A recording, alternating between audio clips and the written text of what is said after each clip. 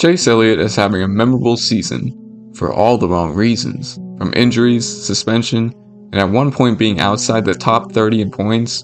It's been a rough year for NASCAR's most popular driver. But what if I told you there was still a chance that Chase could not only make the playoffs, but also go on a deep championship run? Before we go any further, let's get a quick recap of Chase Elliott's season so far. Starting at Daytona, Elliott crashed out early and finished 38th. Eric Jones, Chase Elliott, Daniel Suarez are all collateral damage. But rallied back the next week at Auto Club with a second place finish. And then he broke his leg. Not during a race or anything, but from snowboarding.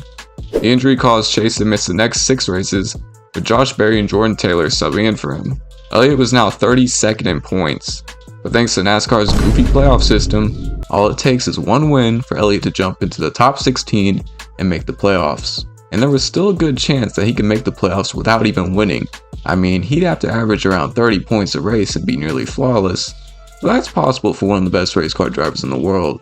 So Chase Elliott returns for Martinsville, and in his first 5 races back, he was pretty consistent, finishing 10th, 12th, 11th, 7th, and 3rd, averaging around 33 points a race. And then Charlotte happened. The inside of Chase gets loose. You see him lift out of the gas. The Flames crowded Chase, got into him. They saw some retaliation there. Or did Keselowski get into the left rear corner of Elliott there? I saw Elliott. You see Elliott lose his nose and lift out of the gas. Flames come out of the pipes. Yep. Chase it up, squeeze Chase into the wall, and I think the rest is self-explanatory. This was probably one of the dumbest things a driver has done in a long time.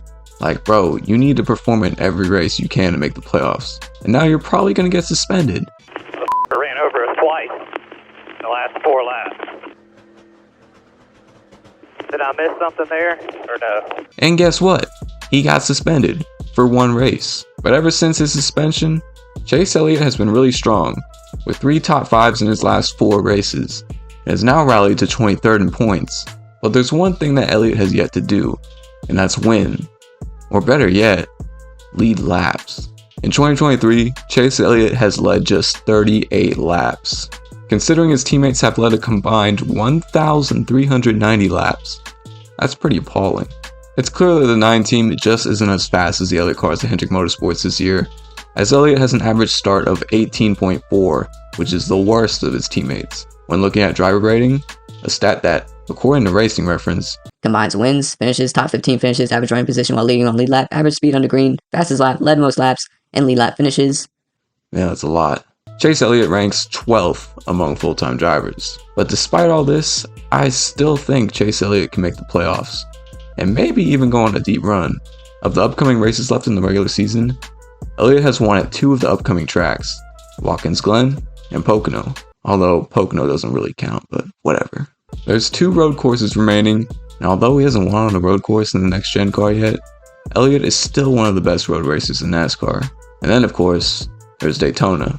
Chase Elliott has proven himself as one of the best super speedway racers in the sport, but is still winless at Daytona. And if Elliott is still on the outside looking in by the time Daytona starts, just know he's going to go balls to the wall to get the dub. And once the playoffs start, we already know Chase can get hot at the right time.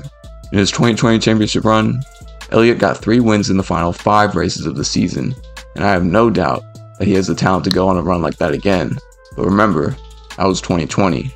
It's now 2023, and his team just hasn't clicked. This last race at Atlanta was probably a big letdown for them. When Elliott won in 2022, he led 96 laps and looked dominant all day.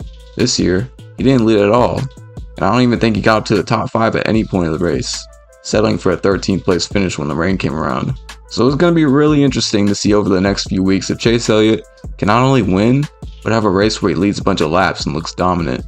He said it himself, even if they make the playoffs, if they're not contending for wins, they're not going to go very far.